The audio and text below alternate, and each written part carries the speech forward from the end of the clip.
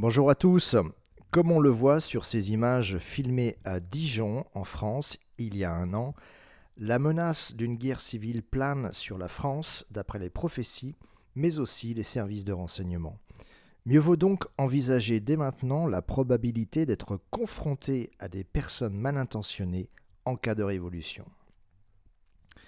Dans le cadre de ma série de 10 vidéos Quoi faire d'après les prophéties, aujourd'hui, je vais aborder le sujet de la défense et vous donner 5 conseils. Évidemment, ils dépendent de nombreux facteurs adaptés selon votre situation personnelle, votre lieu de résidence, votre âge, vos moyens financiers, si vous vivez en maison ou appartement, avec un terrain ou non, avec ou sans voisin, etc. etc. Premier conseil, sécurisez votre domicile. L'histoire l'a prouvé à maintes reprises, en cas de guerre civile, vous devez vous attendre à des intrusions à votre domicile de la part de personnes mal intentionnées, essentiellement la nuit. Donc, premier conseil, n'exposez jamais un train de vie luxueux, style en roulant en Porsche. Vous risquez d'attirer l'attention, puis de le regretter.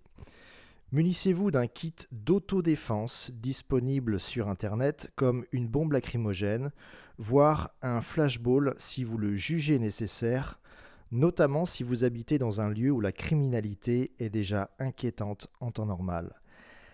Être armé est un choix personnel, mais mieux vaut d'abord décourager l'intrusion en prenant des mesures fortes telles que le renforcement de la sécurité de vos portes ou vos fenêtres, ou l'installation d'une alarme sur pile reliée à un système de télésurveillance, pourquoi pas des talkie-walkie pour communiquer entre vous, ou alors tout simplement de planter des rosiers sous vos fenêtres.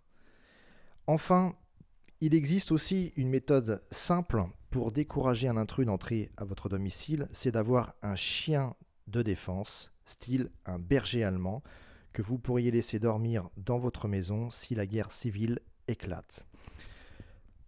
Par ailleurs, c'est une confidence que je vous glisse au passage.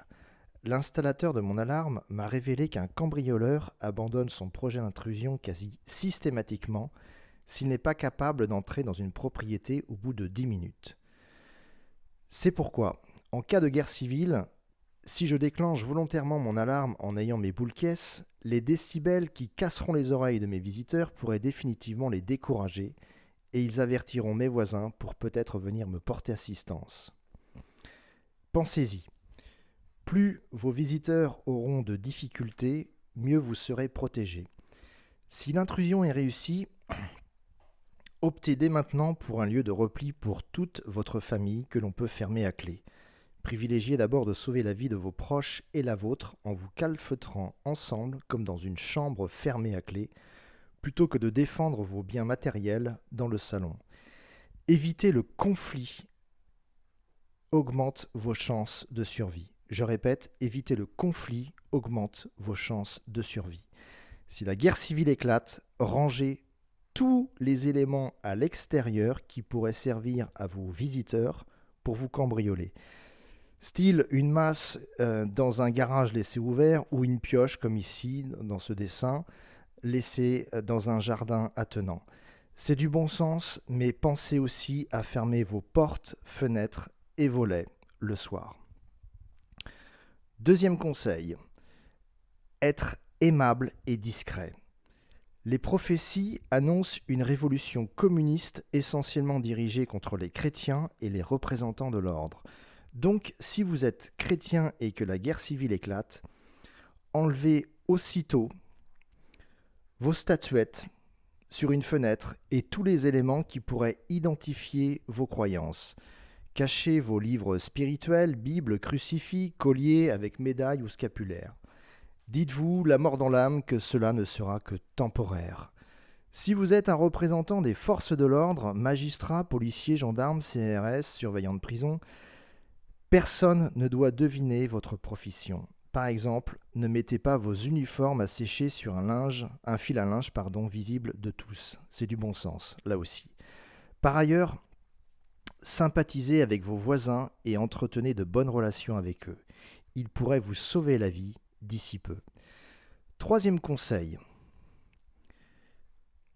Prévoir votre fuite, pardon. Prévoir un plan B ou un plan C est une évidence. Les prophéties nous annoncent des massacres, surtout à Paris, dans les grandes villes françaises, dans le nord et le sud de la France, et l'ouest de la ligne Le Havre-Bordeaux resterait relativement épargné, notamment la Bretagne. Mieux vaut donc aller chez un oncle de confiance en Bretagne plutôt que de rester à Paris où le chaos sera mortel selon des centaines de prédictions. Pour information, les scouts utilisent une base, c'est-à-dire un lieu de repli en cas de problème majeur. Pensez à utiliser cette méthode en prévoyant de fuir dans un endroit protégé, où vous serez bien accueilli. Prévoyez votre fuite de A à Z, du mode de transport à votre sac rempli de l'indispensable. Titre de propriété, papier d'identité, bouteille d'eau, nourriture pour quelques jours, etc., etc. Comme la situation en Ukraine l'a démontré, hélas, récemment, si vos enfants et petits-enfants sont dispersés géographiquement, essayez de les sensibiliser à la possibilité d'une guerre civile et d'une guerre tout court. Optez avec eux pour un lieu sécurisé pour tous vous retrouver, de préférence dans les endroits protégés selon les prophéties de Marie-Julie Jaïni, que je vous invite à consulter sur cette carte géographique. Ici.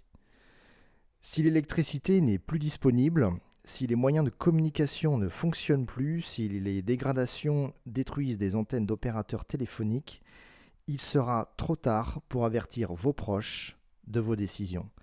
Donc, dès à présent, j'insiste, réfléchissez avec eux à votre point de chute si le chaos intervient et surtout, mettez-y le nécessaire pour y survivre quelques mois pour tous les occupants et une trousse de secours pour les premiers soins. 2 derniers conseils.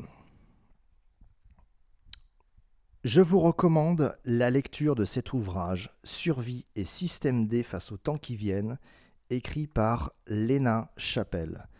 Cet ouvrage est de très grande qualité. Vraiment, si le sujet vous intéresse, c'est vraiment l'ouvrage que je vous conseille de lire. Enfin, dernier conseil, plutôt d'ordre spirituel. Je vous invite tout simplement, si vous êtes chrétien, à prier votre ange gardien. Une sainte âme disait, si ma mémoire est bonne, il s'agissait de sœur Yvonne de Malétroit, prier son ange gardien est plus efficace que d'être défendu par 2 bataillons de soldats.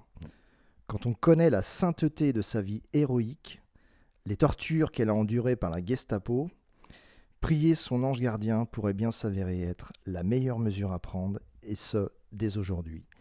Qu'importe vos convictions, préparez-vous au pire en espérant le meilleur et surtout en restant dans la joie. Amen.